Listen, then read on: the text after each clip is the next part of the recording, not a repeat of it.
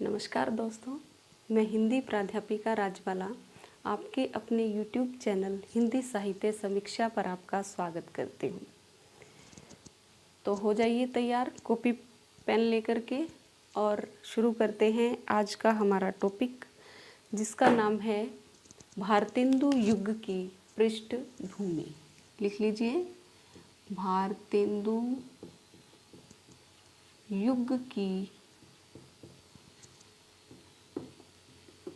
पृष्ठभूमि।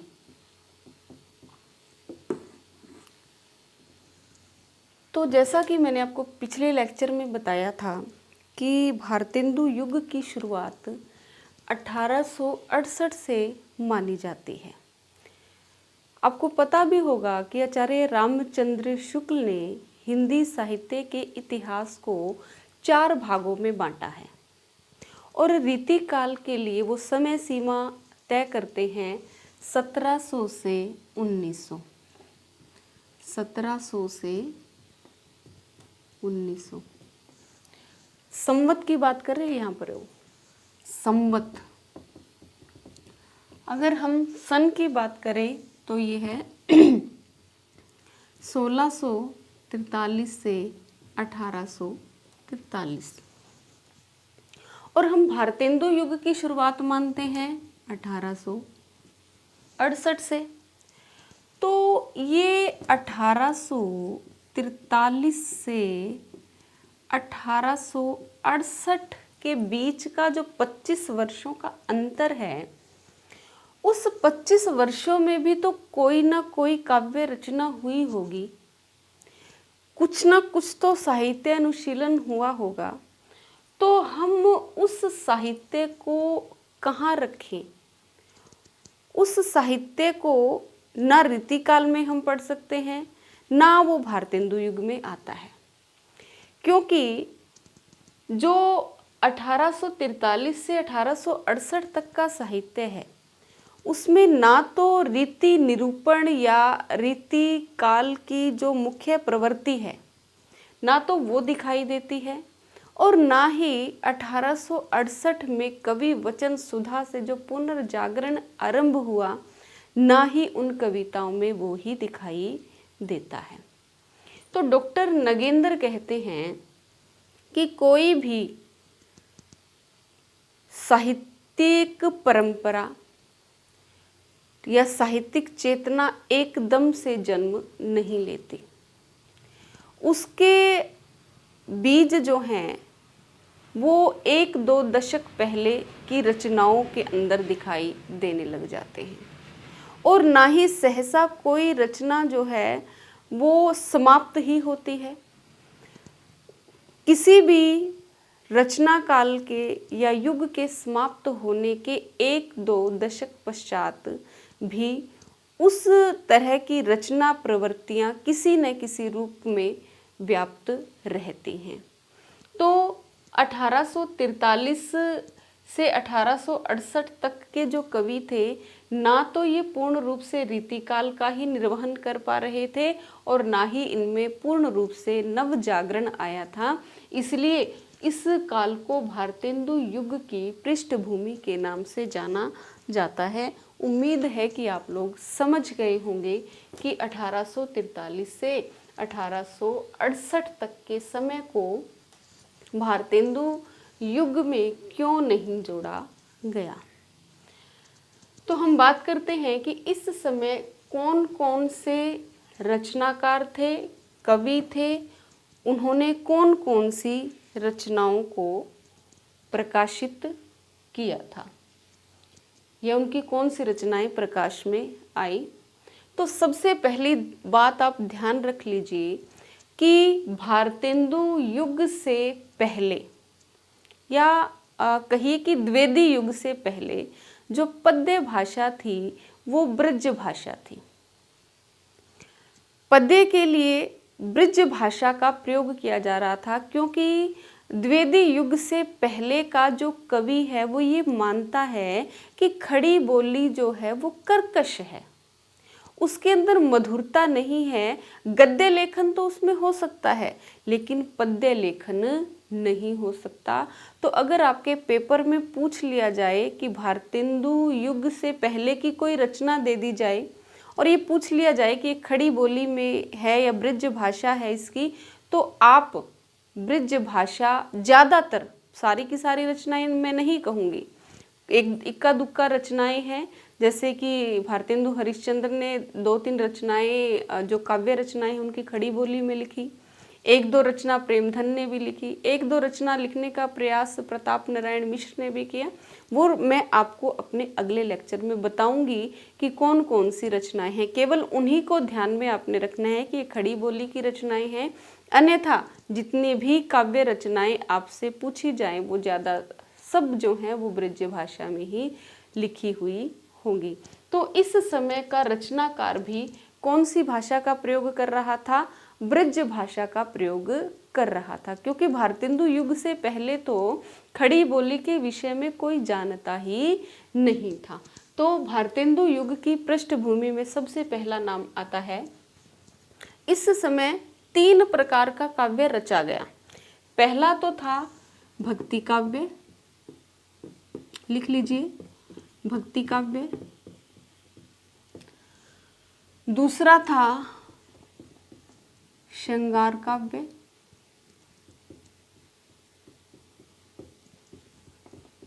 और तीसरा था रीति निरूपण काव्य। रीति निरूपण काव्य। इन 3 तरह की काव्य रचनाएं 1843 से 1868 तक के समय में हो रही थी। ऐसी बात नहीं है कि भारतेंदु युग में भक्ति काव्य नहीं रचा गया, रचा गया। श्रृंगार काव्य भी रचा गया, थोड़ा बहुत रीति निरूपण का काम भी हुआ, लेकिन इन कवियों के अंदर जो चेतना दिखाई देती है वो बाद के कवियों में कम दिखाई देती है। तो सबसे पहला नाम इनमें आता है भक्ति काव्य में, सबसे पहला नाम आता है रीवा नरेश रघुराज सिंह। रीवा नरेश रघुराज सिंह, ये अयोध्या के निवासी थे और इन्होंने कुछ रचनाएं इनकी ऐसी थी जो भारतेंदु पूर्व युग की हैं और कुछ रचनाएं ऐसी हैं जो भारतेंदु या 1869 के बाद की रचनाएं हैं। तो भारतेंदु पूर्व युग की रचनाएं देख लीजिए इनकी, भारतेंदु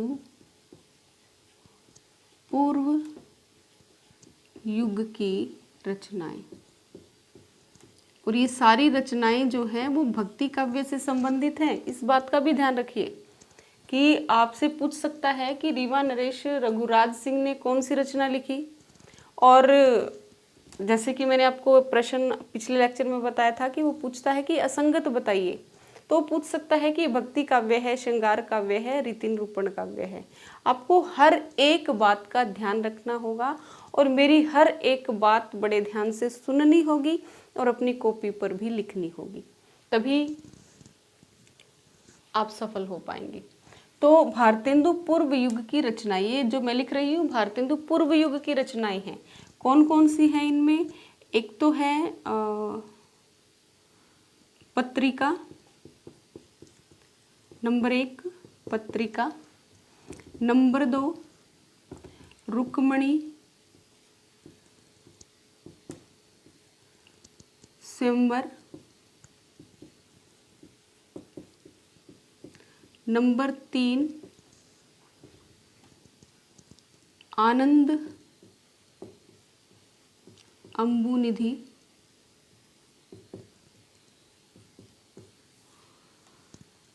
आनंद अंबुनिधि, और चौथी है सुंदर शतक,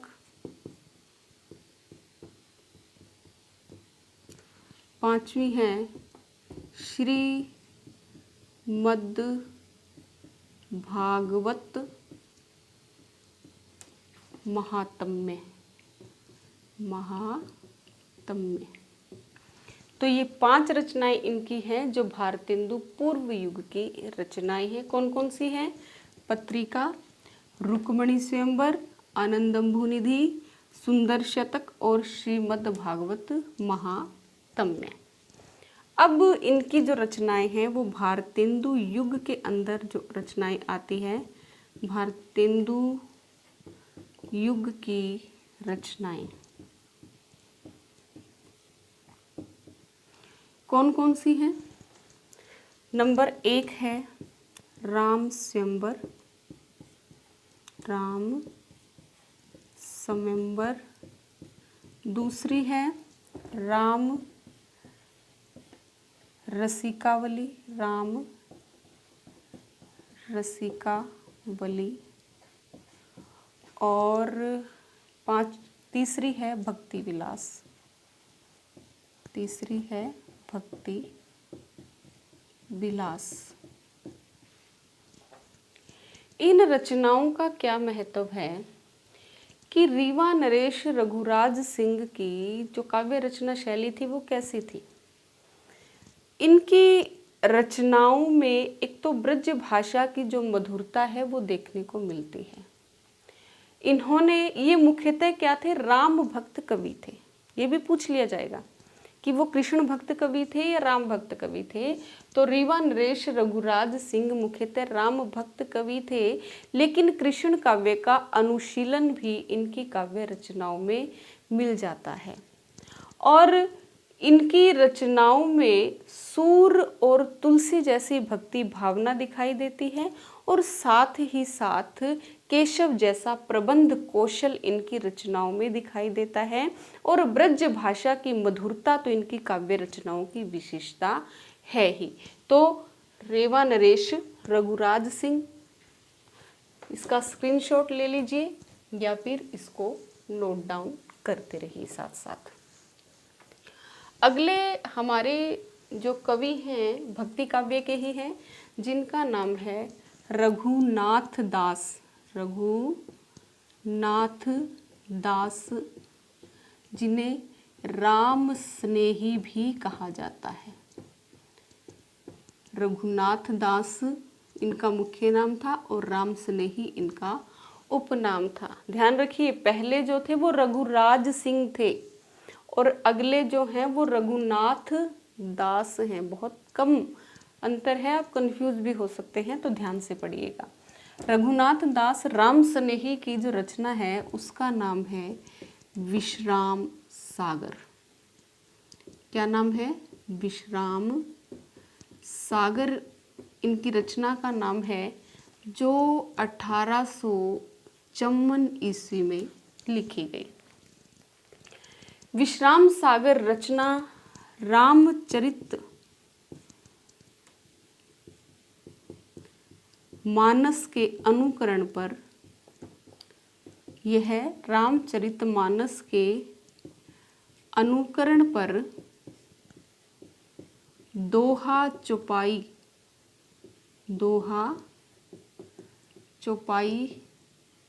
शैली में रची गई। दोहा चौपाई शैली में रची गई। तो ये भी आपसे पूछ सकता है। एक एक पंक्ति जो है वो आपके लिए महत्वपूर्ण है। अगले जो हमारे कवि हैं भक्ति काव्य के हैं, जिनका नाम है सरदार कवि।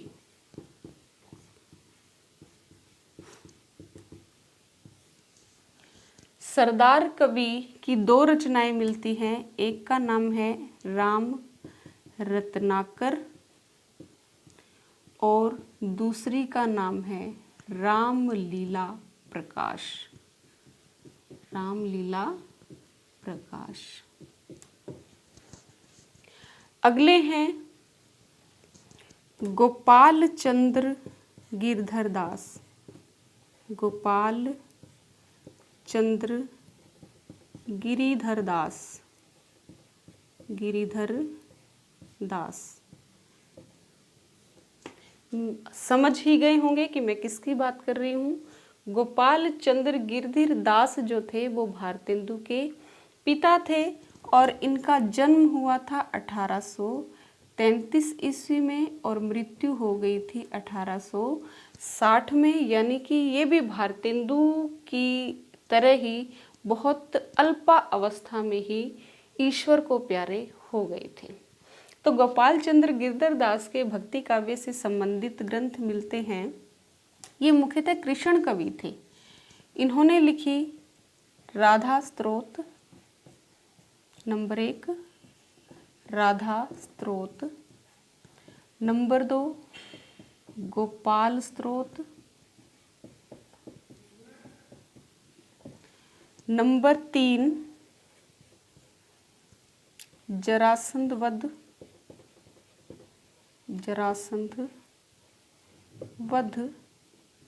नंबर 4, बलराम कथामृत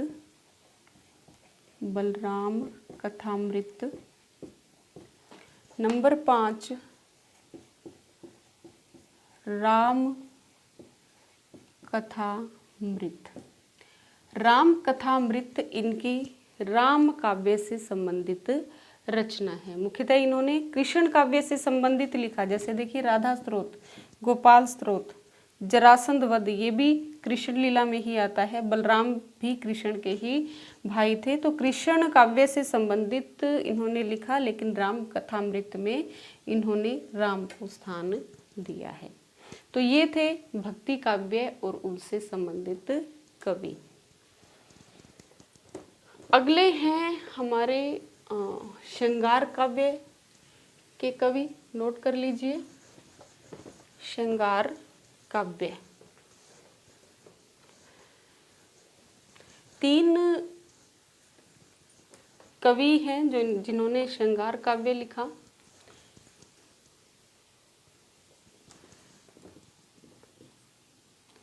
श्रृंगार काव्य।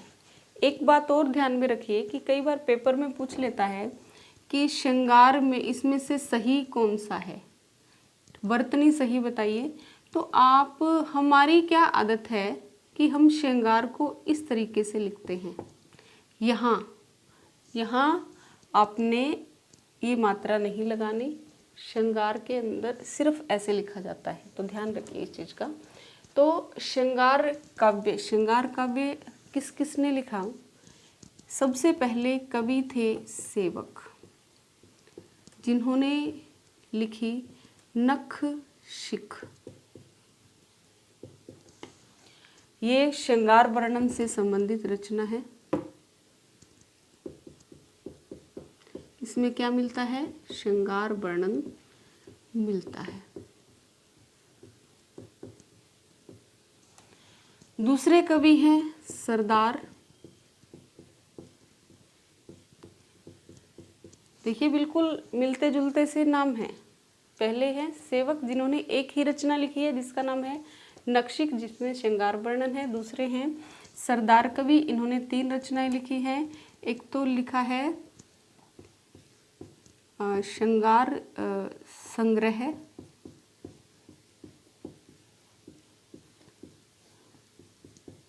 दूसरी उनकी रचना है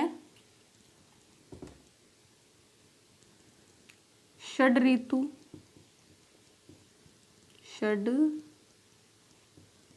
ऋतु और तीसरी इनकी रचना है साहित्य सरसी।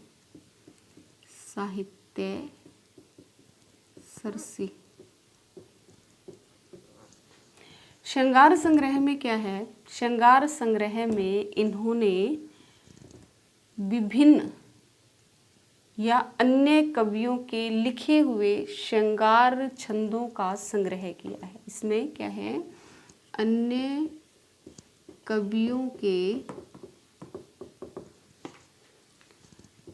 श्रृंगार छंदों का संग्रह है। ठीक है। उसके बाद अगले कवि हैं चंद्रशेखर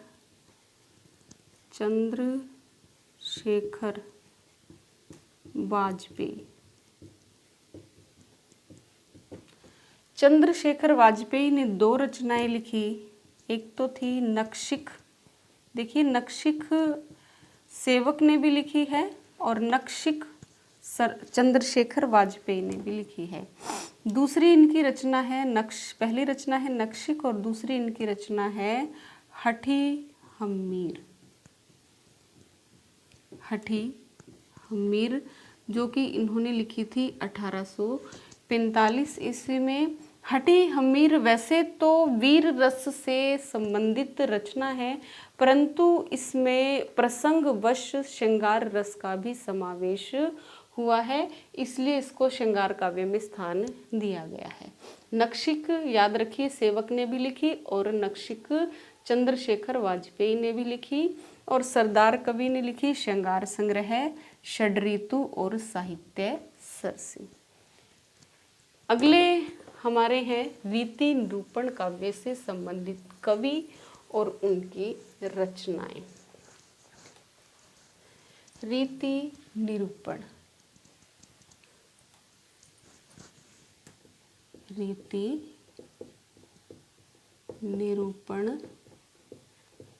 काव्य, ये जो थी इस समय की परंपरा सिद्ध एक रचना प्रवृत्ति थी। तो रीति निरूपण बहुत सा किया गया, बहुत से कवियों ने किया। तो सबसे पहले हम बात करते हैं बहुत ही महत्वपूर्ण रचना और बहुत ही महत्वपूर्ण कवि हैं जिनका नाम है रामदास। यहाँ से शुरू करते हैं, जिसका नाम क्या है? रामदास। रामदास ने इनका मूल नाम जो था वो राजकुमार था। रामदास का मूल नाम क्या था? राजकुमार था। और इनकी एक ही रचना मिलती है जिसका नाम है कवि कल्प द्रुम। कवि कल्प द्रुम, और ये रचना लिखी गई थी 1844 में। इस रचना की क्या विशेषता है कि ये रचना जो है वो मुख्यतः ध्वनि सिद्धांत संबंधी ग्रंथ है। मुख्यतः क्या है? ये ध्वनि सिद्धांत संबंधी ग्रंथ है। लेकिन इसके साथ साथ इसमें रस, छंद, अलंकार का भी विवेचन किया गया है और समन्वयात्मक काव्य दृष्टि इसकी मुख्य विशेषता है। क्या है इसकी मुख्य विशेषता? समन्वयात्मक काव्य दृष्टि। समन्वयात्मक काव्य दृष्टि कैसे है कि इस कवि कल्प द्रुम का लेखन करने से पहले राजकुमार जी ने बहुत से जो संस्कृत ग्रंथ थे और हिंदी साहित्य के जो ग्रंथ थे उनका बड़ी गहनता से अनुशीलन किया, और उसके पश्चात इन्होंने ये कवि कल्प द्रुम लिखा। इसीलिए इसके अंदर जो हिंदी साहित्य है और संस्कृत साहित्य है उसका समन्वय देखने को मिलता है। और अपने विषय के निरूपण के लिए इसमें इन्होंने कहीं कहीं पर गद्य का प्रयोग भी किया है। तो इसकी बहुत महत्वपूर्ण ग्रंथ है ये, गद्य का निरूपण भी किया है, मतलब कहीं कहीं गद्य का प्रयोग भी इसमें मिलता है। देखिए यहाँ गद्य बिल्कुल भी नहीं रचा गया। गद्य की शुरुआत कहाँ हुई? भारतेंदु युग में हुई, लेकिन इन्होंने गद्य भी लिखा। ये बहुत बड़ी उपलब्धि उस समय के कवि की रही होगी। तो इस दृष्टि से ये कवि कल्प द्रुम जो है वो बहुत इम्पोर्टेंट है। इस पर निशान लगा लीजिए, पेपर में पूछ लिया जाता है। अगले हमारे जो रीति निरूपण के कवि हैं उनका नाम क्या है? सेवक की ही बात कर लेते हैं हम। कवि सेवक, जिनकी रचना है बाग विलास। कवि सेवक, इनकी एक ही रचना मिलती है। एक रचना इनकी किसमें थी? श्रृंगार में थी नखशिख, और दूसरी रचना इनकी मिलती है रीति निरूपण में बाग विलास। ये रस और नायिका भेद संबंधी ग्रंथ है, तो आप इसको लिख लीजिए। क्या है ये? रस और नायिका भेद संबंधी ग्रंथ है। अगले हमारे हैं चंद्रशेखर वाजपेयी। चंद्रशेखर वाजपेयी। चंद्रशेखर वाजपेयी की एक रचना मिलती है रसिक विनोद। रसिक विनोद, ये भी रस और नायिका भेद संबंधी ग्रंथ है। इसमें रस के निरूपण के लिए तो भरत मुनि उपजीव्य रहे हैं इसके, और विनोद मतलब नायिका भेद के लिए इन्होंने भानुदत्त की को जो है वो अनुसरण किया है, उनकी रीति निरूपण का अनुसरण किया है। तो चंद्रशेखर वाजपेयी की श्रृंगार रस से संबंधित 2 रचनाएं मिलती हैं। कौन कौन सी? हटी हमीर और नखशिख। याद रखिएगा। हटी हमीर 1845 में रची गई थी और रसिक विनोद 1846 की रचना है। उसके बाद अगले हमारे जो कवि हैं उनका नाम है ग्वाल कवि। ग्वाल कवि की एक ही रचना है जिसका नाम है रसरंग, और ये लिखी थी इन्होंने 1847 ईस्वी में। ग्वाल कवि रीतिकालीन काव्य परंपरा के अंतिम कवि हैं। तो पूछ सकते हैं कि रीतिकाल के अंतिम कवि कौन है, तो वो कौन है? ग्वाल कवि। उनकी एक रचना है रसरंग। इसमें श्रृंगार रस को इन्होंने रस राजतव के रूप में प्रतिष्ठापित किया है। अगले हमारे कवि हैं जिनका नाम है गोपाल चंद्र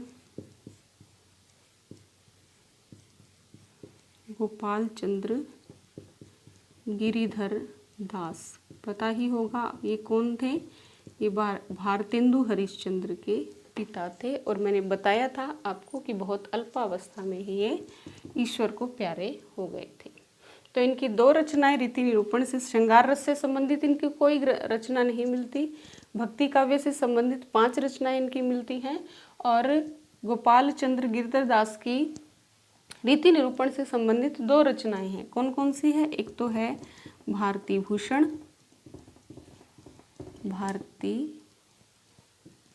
भूषण, और दूसरी कौन सी रचना है इनकी? दूसरी रचना है इनकी छंदो वर्णन। भारती भूषण अलंकार शास्त्र से संबंधित है, और छंदो वर्णन इनकी जो रचना है वो पिंगल शास्त्र से संबंधित है। ठीक है, तो ये अलंकार शास्त्र से संबंधित भारती भूषण और छंदो वर्णन पिंगल शास्त्र से संबंधित है। और इस काल के अंतिम कवि बहुत महत्वपूर्ण कवि हैं। बहुत सी रीति निरूपण से संबंधित रचनाएं इन्होंने लिखी है, जिसका नाम है बैजनाथ द्विवेदी। लिख लीजिए, बैजनाथ द्विवेदी। ठीक है, बैजनाथ द्विवेदी। बैजनाथ द्विवेदी की जो पहली रचना है इसका नाम है सीता रामाभरण मंजरी। सीता रामाभरण मंजरी, जो इन्होंने लिखी 1864 में, और ये अलंकार शास्त्र से संबंधित ग्रंथ है। ठीक है, अलंकार शास्त्र का नियोजन इसमें मिलता है। दूसरी इनकी रचना है वामा विलास। दूसरी इनकी रचना मिलती है वामा विलास, जो इन्होंने लिखी 1866 में। वामा विलास 1866 में लिखी। देखिए, वाग विलास जो रचना थी वो किसकी थी? कवि सेवक की थी, और वामा विलास जो है वो बैजनाथ द्विवेदी की है। तो इसमें कंफ्यूज बिल्कुल भी नहीं होना। वाग विलास और वामा विलास। वाग विलास किसकी है? कवि सेवक की है और वामा विलास किसकी है? वामा विलास बैजनाथ द्विवेदी की है। तो वामा विलास में भी क्या किया गया है? नायिका भेद से संबंधित ये ग्रंथ है। तीसरी इनकी रचना है वृत्तनी दोष कदम्ब। तीसरी इतनी रचना है वृत्तनी दोष कदम्ब। इसके अंदर कूट शैली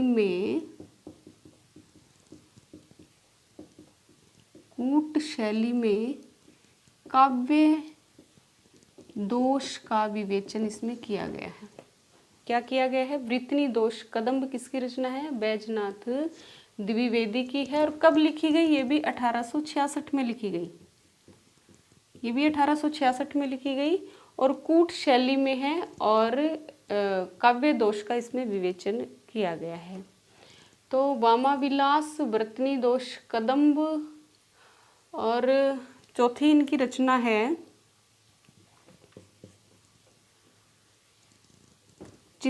अनुभव उल्लास, जो कि इन्होंने लिखी 1867 में। इसमें अनुभव श्रृंगार के अनुभव जो भाव है उसका विवेचन मिलता है। श्रृंगार के अनुभव का अनुभाव जो भाव है उसका विवेचन मिलता है। पांचवी इनकी रचना है चित्राभरण। इसमें ये भी 1867 की है। इसमें चित्र अलंकार का विवेचन है। इसमें चित्रालंकार का विवेचन मिलता है। छठी इनकी रचना है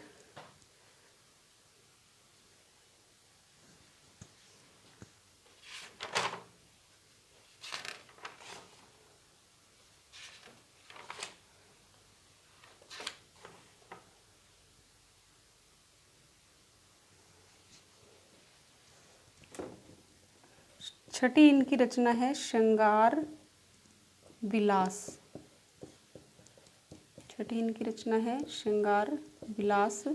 इसमें ये भी 1867 की है। इसमें श्रृंगार रस का विवेचन मिलता है। श्रृंगार और नायिका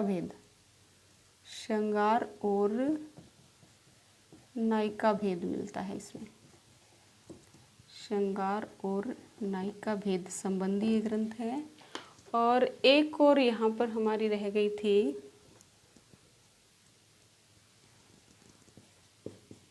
राम रहस्य। ये भी 1866 की है। इसमें श्रृंगार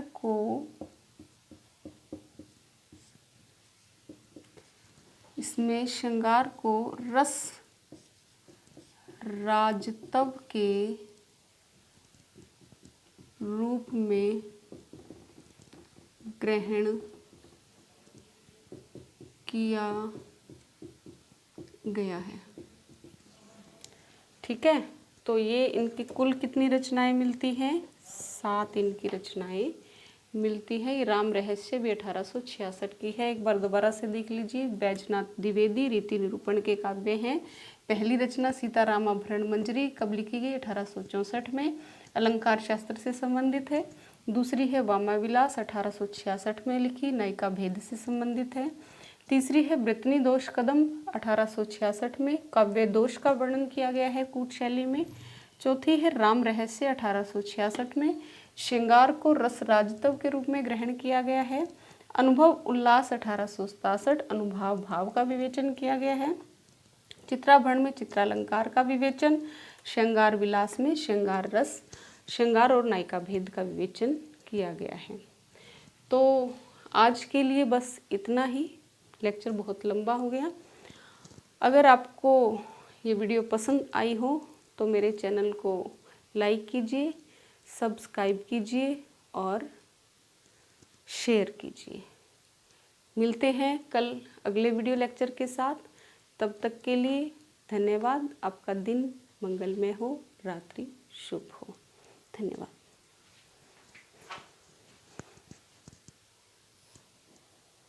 श्रृंगार रस का विवेचन मिलता है।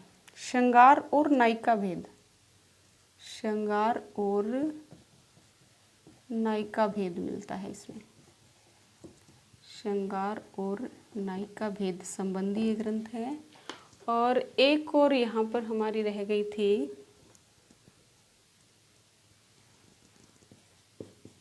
राम रहस्य। राम रहस्य ये भी 1866 की है। इसमें श्रृंगार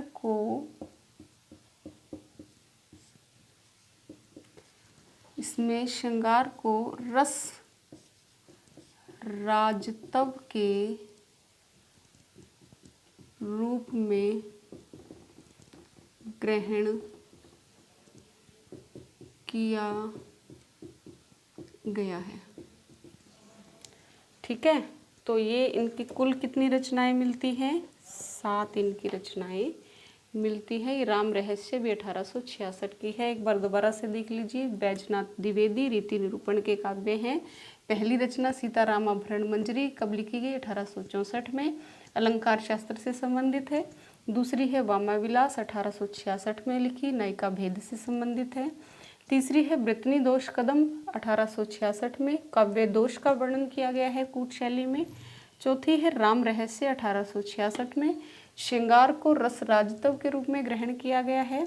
अनुभव उल्लास 1867, अनुभाव भाव का विवेचन किया गया है। चित्राभरण में चित्रालंकार का विवेचन। श्रृंगार विलास में श्रृंगार रस, श्रृंगार और नायिका भेद का विवेचन किया गया है। तो आज के लिए बस इतना ही। लेक्चर बहुत लंबा हो गया। अगर आपको ये वीडियो पसंद आई हो तो मेरे चैनल को लाइक कीजिए, सब्सक्राइब कीजिए और शेयर कीजिए। मिलते हैं कल अगले वीडियो लेक्चर के साथ। तब तक के लिए धन्यवाद। आपका दिन मंगलमय हो, रात्रि शुभ हो। धन्यवाद।